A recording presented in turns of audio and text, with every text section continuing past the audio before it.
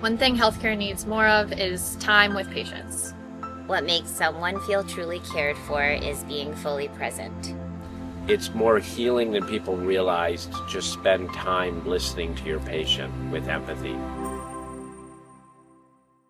Compassionate care has been linked to faster healing, shorter hospital stays, reduced pain and anxiety. In addition, patients treated with kindness are more likely to trust physicians and more likely to follow treatment plans. Regarding healthcare providers, and this is really important in terms of the culture of the providers because they're the ones delivering the care, culture of kindness can reduce burnout and stress and promote resilience and teamwork. The challenge is how do we deliver compassionate care consistently in an ever-changing, time-pressured, progressively depersonalized, high-tech world of medicine? And that is the question that this esteemed panel will help us answer today. In oncology, there is no care without kindness. Kindness is a language that the deaf can hear. It's also the language that the blind can see. If it doesn't exist in healthcare, if it doesn't exist in our field in oncology, then we're not doing our job. Hi everyone, my name is Jess Topic. I am a registered nurse. I work at Golisano Children's Hospital.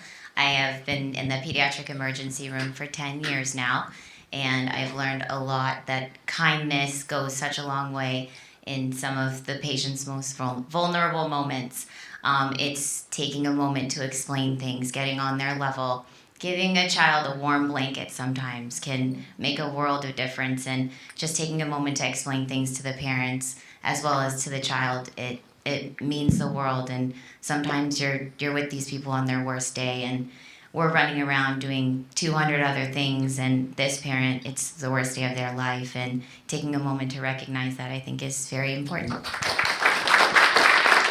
Over my career, I recognized the difference that kindness and relationships made. Now, I didn't have a name for it, nor did I recognize statistically that it was an impactful thing.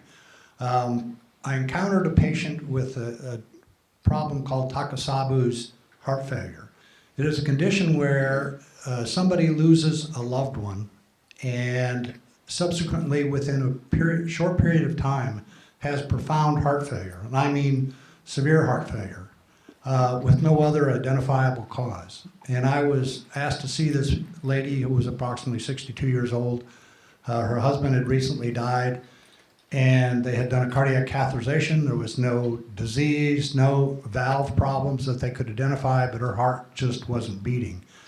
And we recognized that that's what this was, and she went on. Fortunately, she did not need a cardiac assist device. We were able to treat her medically, and slowly her heart did recover.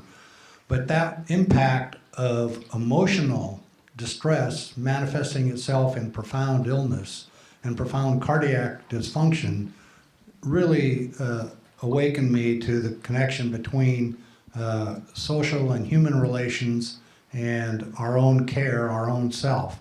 My research for this program led me to a book called Compassionomics. I'd recommend it if any of you are interested. It's primarily about healthcare, but the reality is it transcends healthcare and talks about the economic benefit of care amongst people, no matter what the business. The bottom line revenue is improved if your workers and your administrative leaders display kindness. I am now a huge proponent of kindness in our hospital system. I think about kindness or compassion in medicine. Kindness can be conflated with niceness, and I think that it's really important to be very truthful and very accurate as well, and that is kind at the end of the day. And so sitting with patients and talking through, showing them all the testing and talking through, what exactly you're doing and why is a very, I think, kind way to practice. And I had a patient yesterday afternoon. I was going through all their testing with them, and it took a little bit longer, but at the end of the patient visit, they were saying, wow, like I've been on these eye medications for this long, and no one's ever talked to us about why we needed them or why I had to keep increasing the amount. And so sitting with them and talking through, the findings that we're looking at, in the physician workroom, but really talking to the patient about that and explaining it all, and the decision making, I think, is really important for that communication and that clinical wisdom. Is kindness in healthcare just nice to have, or should it be considered a standard of care? And as a corollary to that, is it possible to deliver excellent care without kindness? I don't understand how you can deliver any care without kindness. It just doesn't make sense. They don't remember any of that.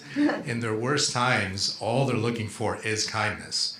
I don't think kindness is a very hard thing to do.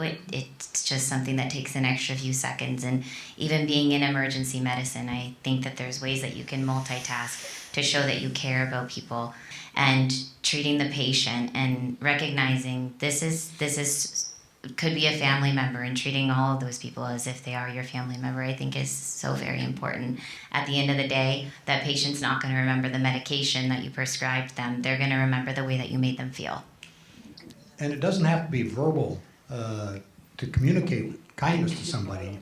In healthcare, just eye contact, leaning in, facial expression, a touch, all of that communicates caring and compassion. And to add on to it, I don't believe we can offer any sort of care, quality, otherwise, without an element of kindness in it. I think the best way, though, that I've experienced it is watching mentors and folks who are a few years ahead of me, watching them model that kindness and watching them deliver bad news to a patient, with a lot of compassion and kindness. No one wants bad news to be delivered, but how would you have liked to have been delivered?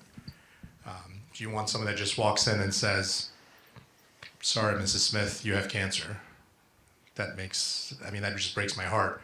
Versus someone that walks in sits down, as Katie was saying, hold their hand, that touch, anything like that, and be gentle about it. As you go through this journey with them, to continue that kindness. And the last aspect is when things aren't going well. At that time, it's also important not only to be kind to the patient or whoever you're treating, but their family. Because no one loves them more in that room than their family.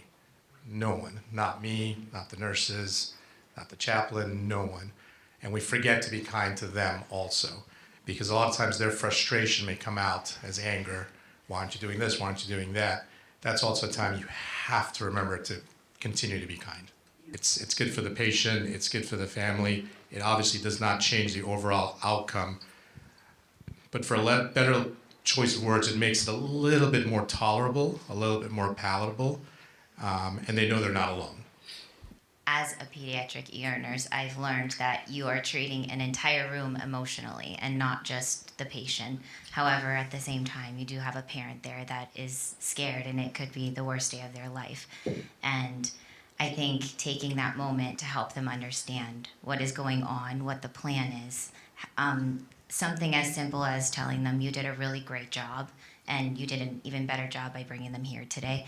Sometimes they just need to be told that they have done a good job, because I think every parent is so hard on themselves, and when their child is sick, it's the hardest day of their life for them. Bring her a cup of coffee. Little things like that, I think, go such a long way. And just understanding, again, that a lot of this time, the anger that these parents show, it's really fear underneath, and not taking those things personally is, I think, one of the most important parts of our job. More time with patients, not feeling rushed. Reminders every day to everybody in the building what kindness looks like. I have to agree with Katie, more time with patients. I would have to go with access. Just access to physicians, nurse practitioners, PAs, access to the opportunity to be kind to. I'd have to go with access.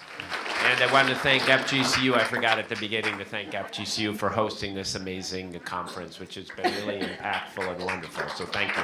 Thank you all so much.